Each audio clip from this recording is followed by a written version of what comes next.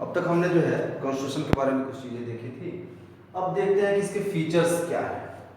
ठीक है, तो इसके फीचर्स में हम पाते हैं पहला क्या है, और डिटेल्ड रिटन कॉन्स्टिट्यूशन। तो हमारा जो संविधान है यह पूरी तरीके से क्या है, लिखा हुआ है। तो इसमें जो भी प्रावधान है, जो भी प्रोविजंस हैं इसमें, वो सारे प्रोविजंस को लिखा हुआ है, क्लियर कट बताया हुआ है कि इसमें क्या क्या चीजें हैं, कैसे कैसे क्या करना है। ठीक है, तो ये क्या है, कंप्लीटली लिखा हुआ है। इसमें बताया है कि इसमें कुल कितने पार्ट हैं, कुल कितने शेड्यूल हैं और कुल कितने आर्टिकल्स हैं। तो हमारे कॉन्स्टिट्यूशन में पार्ट हैं कितने, 22 पार्ट्स हैं। ठीक है, ये है क्या, पार्ट्स।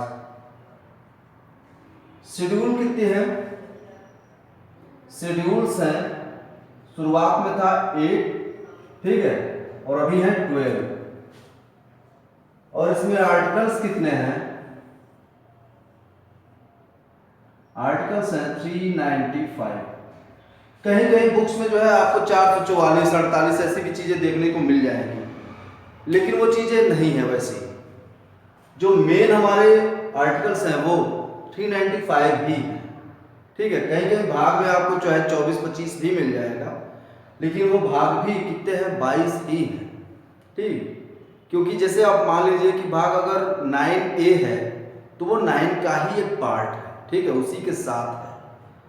9B है वो भी उसी का पार्ट है।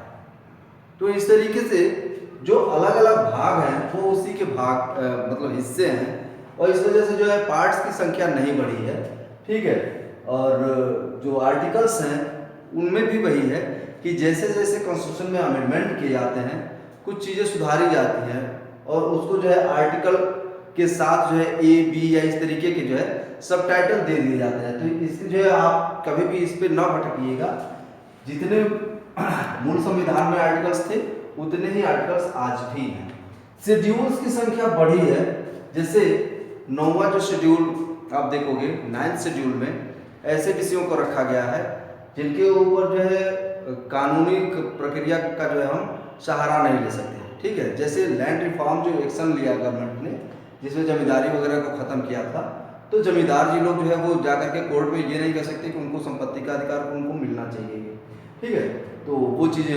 फिर 10वीं अनुसूची जो 10th शेड्यूल है उसमें आप देखोगे तो दल बदल से रिलेटेड चीज़ें रखी गई हैं। 11वीं और 12वीं, तो एक में जो है पंचायती राज इंस्टीट्यूशन है और दूसरे में जो है आप पाएंगे कि जो अर्बन बॉडीज है उनको रखा गया है। तो ये जरूरत थी इसलिए इनको बढ़ाया गया है। ठीक है, तो ये एक बढ़ी है बस शेड्यूल सी, ना पार्ट्स बढ़े हैं और ना ही बढ़ा है क्या, हमारे आर्टिकल्स। तो ये आप ध्यान में जरूर रखिएगा। अगला है प्रोविजंस ऑफ अमेंडमेंट। तो कॉन्स्टिट्यूशन को जो है अमेंड किया जा सकता है, और इसके लिए अमेंडमेंट क्या होता है, संविधान संशोधन। कॉन्स्टिट्यूशनल अमेंडमेंट का मतलब होता है संविधान में संशोधन किया जाना। ठीक है, तो संविधान में संशोधन करने की प्रक्रिया इसमें है, अपने कॉन्स्टिट्यूशन में दिया हुआ है कि ये चीजें जो है संविधान संशोधन के अंतर्गत आएंगी। ठीक है, और एक चीज और मैं आपको बता दूं कि हमारा जो कॉन्स्टिट्यूशन है वो लाइव डॉक्यूमेंट इसी वजह से है क्योंकि इसमें संशोधन हो सकता है और नए समय के साथ इसमें नए नए प्रोविजंस इंक्लूड किए जा सकते हैं। ठीक है, पुरानी चीज़ों को हटा देंगे या फिर उनको रीजोनाई कर देंगे। ठीक है, तो वो जो है चीज़ें मॉडिफाई होकर के आ जाती हैं सामने। तो ये कॉन्स्टिट्यूशनल अमेंडमेंट्स की जो है प्रोविजंस किए गए हैं। इसके बाद से क्या है, अ सॉवरेन डेमोक्रेटिक रिपब्लिक। सॉवरेन क्या होता है, व्हाट इज सॉवरेन? तो जब भी कोई व्यक्ति, कोई राष्ट्र या कोई राज्य अपने मामलों में अगर वो निर्णय लेने के लिए स्वतंत्र है, किसी के द्वारा जो है इन्फ्लुएंस नहीं हो उसका डिसीजन, तो क्या है, वो सॉवरेन है। ठीक है, तब वो संप्रभु है। तो सॉवरेन बॉडी कौन सी होगी, a body who is completely independent for his or her decision is known as a sovereign body, sorry। ठीक है, डेमोक्रेटिक क्या है, प्रजातांत्रिक क्या है? तो प्रजातंत्र, डेमोग्राफी जो डेमो है वो इसमें जो है इसके कुरेशी में शासन में जो है वो पार्टिसिपेट करी है। तो where the people participate in decision making through their representatives is known as democracy. ठीक है, तो ये जो है डेमोक्रेटिक है और रिपब्लिक है। Then what is republic, we also discuss about it. तो रिपब्लिक क्या होता है? जब भी राष्ट्र का जो मुखिया है, ठीक है, the head of a state a country when elected may be directly और indirectly is known as republic. ठीक है, तो वो राज्य जो है या राष्ट्र वो रिपब्लिक कहा जाएगा। A nation where the head is elected is known as a republic nation. Okay, तो ये जो है मसला है इसका। तो हमारा जो कॉन्स्टिट्यूशन है उसमें ये बताया गया है कि हम कैसे देश हैं, सॉवरेन है, डेमोक्रेटिक है और रिपब्लिक है। ठीक है, अब सॉवरेन इंडिया अपने सारे मामलों में खुद ही जो है डिसीजन लेता है, यहाँ की जनता जो है यहाँ की सरकार को चुनती है, इसलिए डेमोक्रेटिक है। और हमारे वहाँ जो राष्ट्र के सारे काम, देश के अपने सारे काम जो है हमारे राष्ट्रपति महोदय के सिग्नेचर से होते हैं। ठीक है, और उनको भी चुना जाता है, हर 5 साल पे आप देखते हैं राष्ट्रपति का चुनाव होता है। तो इसलिए हम रिपब्लिक ही हैं। क्लियर? इसके बाद से अगला है a socialist and a secular country. What is the mean of socialist? Socialist का मतलब होता है समाजवादी, और समाजवाद का क्या मतलब होता है? समाजवाद से तात्पर्य है या इससे इसका मेन होता है कि where the resources are equally distribute within the citizens is known as socialist. ठीक है, तो अपना जो है सोशलिस्ट कंट्री है, सबको बटा नहीं है इक्वली, क्योंकि लोग जितना एफर्ट कर पाते हैं उतना कमा पाते हैं। ठीक है, लेकिन बावजूद इसके गवर्नमेंट जो लोग नीडी हैं उनके लिए वेलफेयर प्रोग्राम्स चलाती है। जैसे आप पीडीएस में देखते हो, जो गरीब आदमी है उसके लिए खाने पीने का अनाज जो है कौन देता है? सरकार देती है सस्ते दामों पे।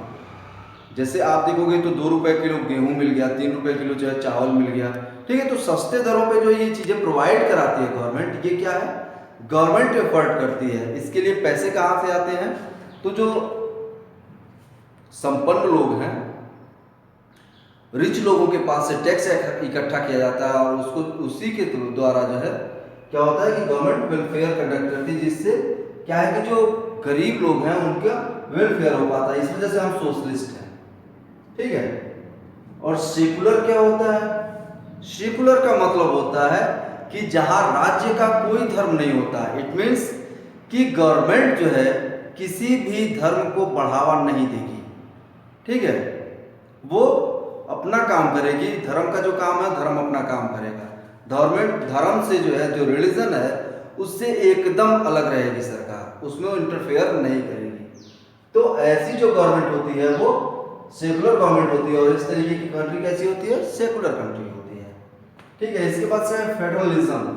फेडरलिज्म में क्या होता है? फेडरलिज्म में जो है पावर्स बटी होती हैं किसके किसके बीच? सेंटर और स्टेट के बीच। जो वेरियस लेवल ऑफ गवर्नमेंट्स हैं, जैसे इंडिया की अगर बात करें तो here are 3 levels of government. The one is union government, the other one is state government, and the last is grass root government are known as urban bodies and PRIs, Panchayati Raj institutions. तो ये जो है हमारे वहाँ 3 layer है, 3 strata है किसका? Government का। तो ऐसे में हम देखते हैं कि फेडरलिज्म में क्या होता है कि the subjects are clearly divided on this. तो यूनियन लिस्ट है, ऐसे ही जो स्टेट लिस्ट होता है।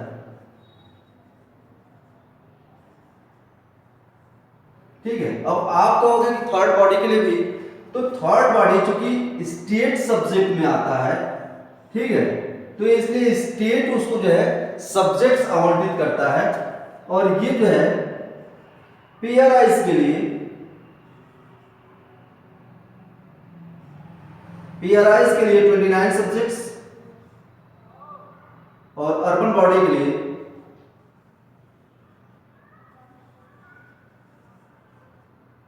18 सब्जेक्ट्स। ये एलोकेट करता है कौन? स्टेट करता है, ठीक है। तो ये जो है सब्जेक्ट्स डिवाइड होते हैं। इसके अलावा एक और लिस्ट होती है, कॉन्करेंट लिस्ट,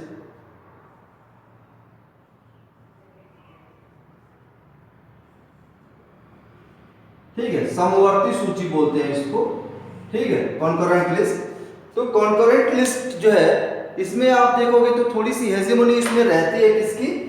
यूनियन गवर्नमेंट की। लेकिन जब भी स्टेट के इंटरेस्ट में बड़ा मसला होता है, ज्यादा जो है वो इंपॉर्टेंट होता है, तो स्टेट भी इस पे अपना कानून बनाता है, और जो यूनियन गवर्नमेंट है वो उसको अगर अप्रूवल दे देती है तो स्टेट गवर्नमेंट का कानून जो है वो यूनियन गवर्नमेंट के कानून के ऊपर प्रभावी होता है, इफेक्टिव हो जाता है, उसका डोमिनेंस वहां पे फिर हो जाता है, ठीक है। अब इसके बाद से है पार्लियामेंट्री सिस्टम। अपने वहां जो है सिस्टम कैसा है? जो सरकार का स्वरूप है, ठीक है, वो पार्लियामेंट्री है। इट मीन्स कि अपने वहां हम चुनते हैं अपने रिप्रेजेंटेटिव्स को, और हमारे रिप्रेजेंटेटिव्स जाकर के लेजिस्लेटिव हाउसेस में, चाहे वो विधानसभा हो या फिर जो है लोकसभा हो, दोनों ही जगहों पर जाकर के क्या करते हैं? कानून बनाते हैं, ठीक है। और जिसका एग्जीक्यूशन जो है हमारी एग्जीक्यूटिव जो गवर्नमेंट होती है वो करती है। इसके बाद से separation of power. Separation of power between which? Separation of power between judiciary and legislature and executive. जो सरकार है, गवर्नमेंट के 3 पार्ट होते हैं, ठीक है। पहला है क्या? इसमें से एक है जुडिशरी, दूसरा है लेजिस्लेचर, और तीसरा है एग्जीक्यूटिव। तो ये तीनों बॉडीज जो है काम करती हैं, और इन तीनों का पावर जो है बटा हुआ है, इन तीनों के अधिकार, इन तीनों की शक्तियां बटी हुई हैं। इंडिया के कॉन्टेक्स्ट में क्या है कि लेजिस्लेटिव और एग्जीक्यूटिव, इसका पावर जो है ओवरलैप्ड है, क्योंकि जो भी सबसे बड़ी पार्टी होती है हाउस में, सरकार वही बनाती है, तो एग्जीक्यूटिव भी उसी पार्टी से बिलोंग करता है। इसकी वजह से overlapping of powers between legislature and executive होती है कहां पे? इंडिया में। But the clear cut separation of power between government, legislative, executive, legislative and judiciary is defined in our constitution, ठीक है। जुडिशरी जो है वो क्लियर कट जो है, इसका सेपरेट पावर होता है, अलग पावर होता है। बाकी बसे मसले जो है वो फंडामेंटल राइट्स हैं, ठीक है, और डायरेक्टिव प्रिंसिपल्स हैं। तो इनको जो हम अगले वीडियो में देखते हैं, क्योंकि फंडामेंटल राइट्स में कई सारे राइट्स हैं, उस पर ढेर सारी बात होगी हमारी आपकी, और जो DPSPs हैं तो उन पे भी बातें होंगी। तो इस वजह से मैंने जो है इसके लिए अगला वीडियो डिसाइड किया हुआ है। थैंक्स।